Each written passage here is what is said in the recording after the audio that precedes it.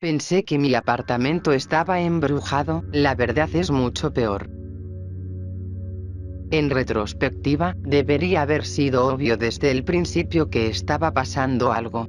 Era la primera vez que alquilaba un apartamento, pero incluso yo pensaba que el propietario estaba deseando que me mudara cuanto antes.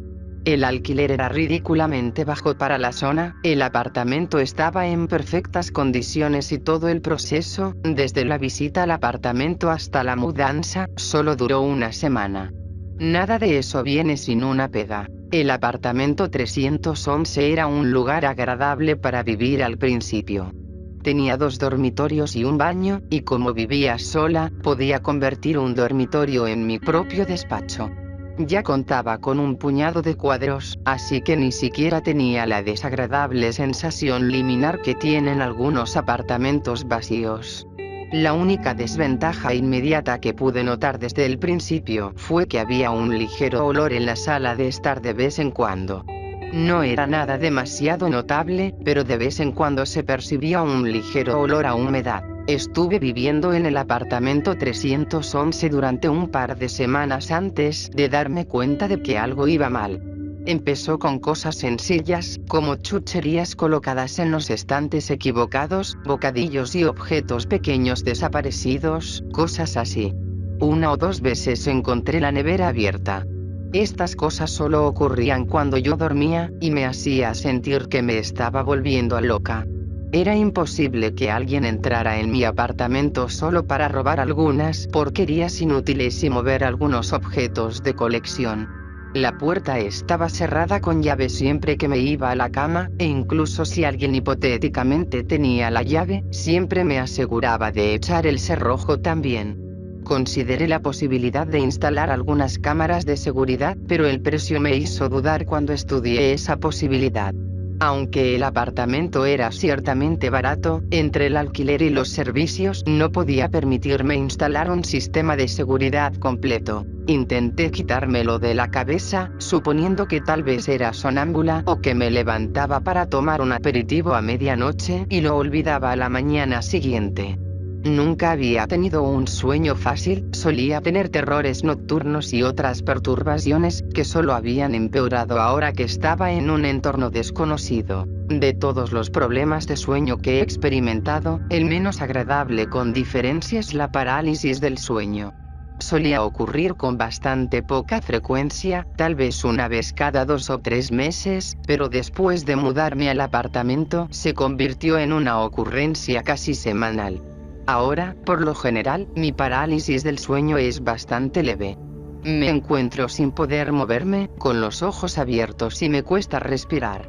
A veces siento que hay una presencia en la habitación conmigo, pero antes de mudarme nunca había experimentado ninguna forma de alucinaciones, ni visuales ni de otro tipo. Nunca había visto un fantasma, un monstruo, una bruja o cualquier otro tipo de entidad mientras estaba paralizado, solo era una sensación de pavor y de parálisis total del cuerpo. Eso cambió más o menos cuando noté la falta de comida y los objetos extraviados. Como siempre, sentía que me había despertado, pero no podía mover ni un solo músculo. Me costaba respirar y tenía la horrible sensación de no estar sola. Traté de calmarme, de recordarme que ya había pasado por esto antes, y que siempre terminaba bien, pero algo se sentía diferente. Fue entonces cuando noté que la puerta de mi dormitorio se abría lentamente, centímetro a centímetro. Podía oír el sonido de las cerraduras al girar hacia adentro, alguien o algo estaba entrando en mi habitación. Primero asomó la cabeza, con ojos apagados que reflejaban el débil resplandor de la luz de la luna que entraba por la ventana de mi habitación. Era calvo, con la piel pálida y escamosa. Quise gritar al ver su expresión, pero seguía siendo prisionera de mi propio cuerpo. El hombre tenía una sonrisa forzada, de tortura, con los dientes amarillos y astillados fuertemente apretados, rechinando uno contra el otro. Observé con horror cómo el resto del cuerpo del hombre entraba lentamente en la habitación, de puntillas, como si se acercara sigilosamente a alguien en un dibujo animado. El hombre estaba totalmente demacrado, con un aspecto casi esquelético, y cubierto de llagas y marcas de viruela. Estaba completamente desnudo y cubierto de suciedad y mugre. No pude hacer otra cosa que observar cómo se acercaba lentamente hacia mí, hasta que pude sentir su aliento caliente en mi cara. Olía como el olor a humedad que a veces detectaba en el salón.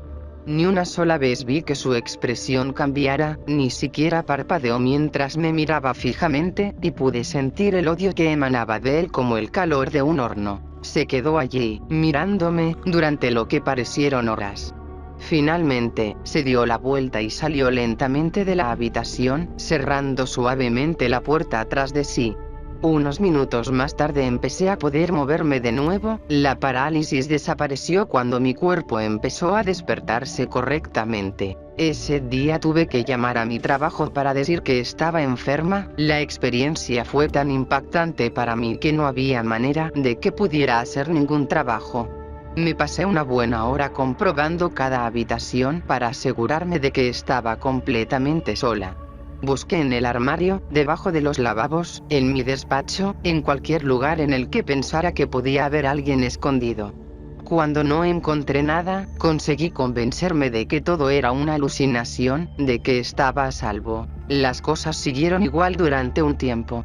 Los objetos seguían desapareciendo de vez en cuando, el olor de la sala de estar seguía siendo tan rancio como siempre, y más o menos cada semana tenía otro incidente de parálisis del sueño. Por supuesto, ahora cada vez que experimentaba una parálisis del sueño, tenía que volver a ver a mi visitante no deseado. Le puse el nombre de Jimmy, para intentar reducir un poco el terror. Poner un nombre tonto a una cara horripilante ayudaba a disminuir un poco mi miedo. En cuanto a las alucinaciones de la parálisis del sueño, Jimmy no fue tan malo una vez que empecé a acostumbrarme a él. Nunca me tocó ni se sentó en mi pecho como hacían las pesadillas de algunas personas, solo se quedó mirando. Seguía siendo profundamente desagradable, pero me sentía afortunada de que, al menos, fuera un tipo de desagrado constante. Entonces encontré la fotografía. Me di cuenta de que estaba debajo de un montón de papeles mientras limpiaba, una imagen de dos mujeres abrazadas frente a una cascada. No reconocía a ninguna de las dos mujeres y supuse que debía ser del anterior inquilino. Envié un mensaje de texto al propietario, Greg, y le pregunté si todavía tenía el número de teléfono de la antigua inquilina para poder llamarla. Me lo pidió y en pocos minutos la llamé. Después de un par de timbres, contestó con un tono de exasperación. Hola, soy Rebecca, ¿quién es? Hola, me llamo Flora, soy la actual inquilina del apartamento 311, creo que puede haber dejado una fotografía cuando se mudó. Me preguntaba si querría recogerla o podría enviársela por correo o algo así. Hubo una larga pausa al otro lado del teléfono. ¿Hola? Pregunté. Tienes que salir de ese apartamento, no estás a salvo. Sinceramente, no tuve más respuesta que reírme. ¿Esto es algún tipo de broma? Le pregunté entre risas. La escuché suspirar con frustración. No es una broma, hablo en serio. Las cosas han estado desapareciendo, ¿verdad? Eso llamó mi atención. ¿Cómo lo sabes? A mí también me pasó. Mi novia y yo nos dimos cuenta de que las cosas se movían o desaparecían mientras dormíamos. Pequeñas cosas, sobre todo, bocadillos, baratijas, nada importante. Ahora bien, yo nunca lo vi, pero mi novia jura que una vez, cuando se levantó en medio de la noche a por un vaso de agua, vio a un hombre desnudo que la miraba fijamente. Estaba cubierto de llagas y parecía más un cadáver que una persona. Me despertó y llamamos a la policía, por supuesto, pero no encontraron nada. Creo que, Rebecca se detuvo un momento, eligiendo sus palabras. ¿Qué? ¿Qué es? Pregunté, cada vez más asustada. Empezaba a preocuparme que Jimmy fuera algo más que una simple alucinación. Creo que la 311 está embrujada. Hemos preguntado a algunos de los otros residentes y, al parecer, el último que vivió allí desapareció. Nuestra mejor suposición es que debe haber muerto y su espíritu nunca se fue. Mi novia está metida en temas de ocultismo, así que intentó un ritual de limpieza o algo así, pero no funcionó. Las cosas seguían desapareciendo y al final decidimos mudarnos. Colgué el teléfono. Fue una grosería, claro, pero estaba tan sorprendida que no sabía qué hacer. Por lo menos, empecé a entender por qué había conseguido este apartamento tan barato. Me quedé sentada en el sofá durante un rato, respirando de vez en cuando el olor a humedad. Me quedé mirando un cuadro en la pared, uno de los que ya había cuando me mudé. Representaba a una mujer con un vestido blanco sentada bajo un árbol leyendo un libro. No sabía por qué estaba tan concentrada en él, pues parecía no tener nada que ver con lo que estaba sucediendo. Al final, me despabilé y fui a mi despacho a investigar un poco. Después de indagar un poco, encontré información sobre el inquilino que vivía aquí antes de Rebecca, el que desapareció. Al parecer, uno de sus compañeros de trabajo puso una denuncia por desaparición hace 6 meses. Su nombre era Michael Hansen, y me quedé boquiabierta cuando vi una fotografía suya. Era exactamente igual que Jimmy, aunque no tan demacrado y mugriento. Me apresuré a empaquetar algunas de mis cosas y me organicé para quedarme en casa de un amigo durante un par de noches, diciéndole que mi apartamento tenía un problema de cucarachas y que el propietario tenía que fumigarlo. Llamé al trabajo y les conté una triste historia sobre la muerte de un tío, lo suficiente para que me dieran unos días libres. Sin más distracciones del fantasma de Michael Hansen, dormí profundamente en el sofá de mi amigo, sin que me molestara ninguna parálisis del sueño. Los 2 días siguientes los pasé investigando. Consulté docenas de libros sobre folclore y ocultismo en la biblioteca local, busqué en foros de internet sobre lo paranormal e incluso vi algunos episodios de algún programa de televisión cursi sobre casa de fantasmas. Estaba decidida a encontrar una forma de hacer descansar al espíritu de Michael Hansen. Las historias eran todas muy diferentes, con innumerables soluciones potenciales para mi problema. Algunas fuentes decían que la sal era una forma segura de desterrar a los espíritus, otras decían que el hierro era un buen repelente de fantasmas, pero la mayoría simplemente decía que debía rendirme y mudarme. Sin embargo, un mito despertó mi interés. Según algunas creencias, los espíritus de los muertos intranquilos podían atarse a objetos de su vida, vinculándolos al lugar donde residía el objeto. Si se destruía el objeto al que estaba atada su alma, se liberaba su espíritu y podía pasar a la otra vida. Me acordé de los cuadros.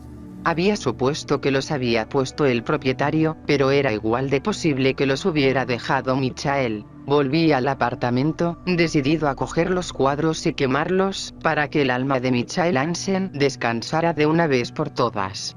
Me sentí como una especie de heroína, una cazadora de monstruos malvada que salvó el día con su intuición y un poco de Booksmarts. Uno a uno, retiré los cuadros de las paredes y los metí en una caja de cartón. Tomé nota mentalmente de comprar líquido para encendedores de camino al solar vacío donde pensaba quemarlos. Me acerqué al último cuadro, el que mostraba a una mujer con un vestido blanco bajo un árbol. Los retiré de la pared y retrocedí cuando el olor a humedad aumentó de intensidad. Con la mirada confusa, vi un pequeño agujero rectangular en el lugar donde estaba el cuadro, a 1,5 metros del suelo y con una longitud y una anchura de 1,5 metros. Me estremecí de miedo, recordando que el cuerpo de Michael nunca fue encontrado.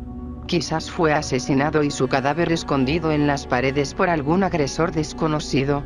Encendí nerviosamente la linterna, miré dentro del agujero y grité. Salí corriendo del apartamento 311 tan rápido como pude antes de llamar a la policía, sollozando de terror.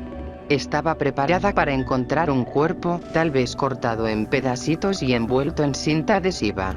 Estaba preparada para la muerte, la decadencia y la putrefacción.